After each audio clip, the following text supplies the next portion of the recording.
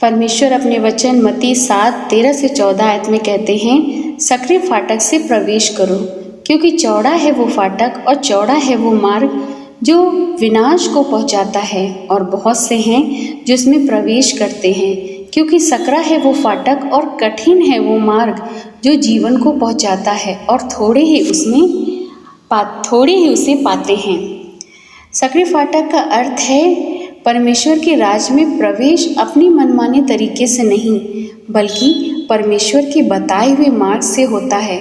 सकरा फाटक आत्मसमर्पण, पश्चाताप, विश्वास और आज्ञाकारिता का प्रतीक है।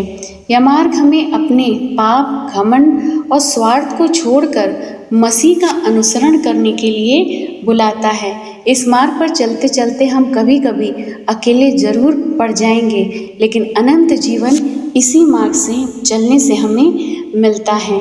और चौड़े फाटक का अर्थ है जहाँ व्यक्ति परमेश्वर की परवाह किए बिना अपनी इच्छा के अनुसार चलता है। इस मार्ग पर पाप, स्वार्थ, लालच, अहंकार और परमेश्वर से दूरी होती है। यह मार्ग सरल होता है। अधिकतर लोग इसी मार्ग पर को चुनकर आगे बढ़ते हैं। परमेश्वर सबको उद्धार का निमंत्रण देते हैं, लेकिन हर व्यक्ति को अजीजों अपना निर्णय स्वयं लेना होता है कि हमें किस मार्ग पर चलना है।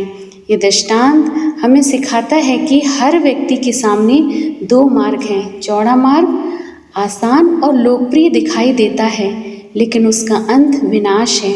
सकरा मार्ग विश्वास, पश्चाताप, आज्ञाकारिता और मसीह के पीछे चलने का मार्ग है, जिसका अंत अनंत जीवन है। यीशु केवल चेतावनी नहीं देते, बल्कि प्रेम पूर्वक सही मार्ग चुनने के लिए बुलाते हैं। जो लोग उन पर विश्वास करते हैं और उनके अनुसार जीवन जीते हैं, वे परमेश्वर के राज्य में प्रवेश करते हैं।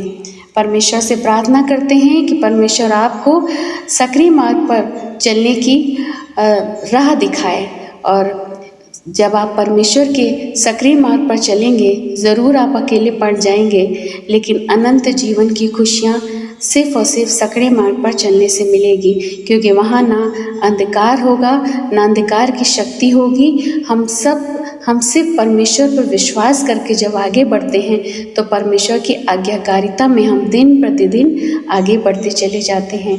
परमेश्वर इस वचन से हम सभी को बहुतायत से आशीष और बरकत देवे। आमीन।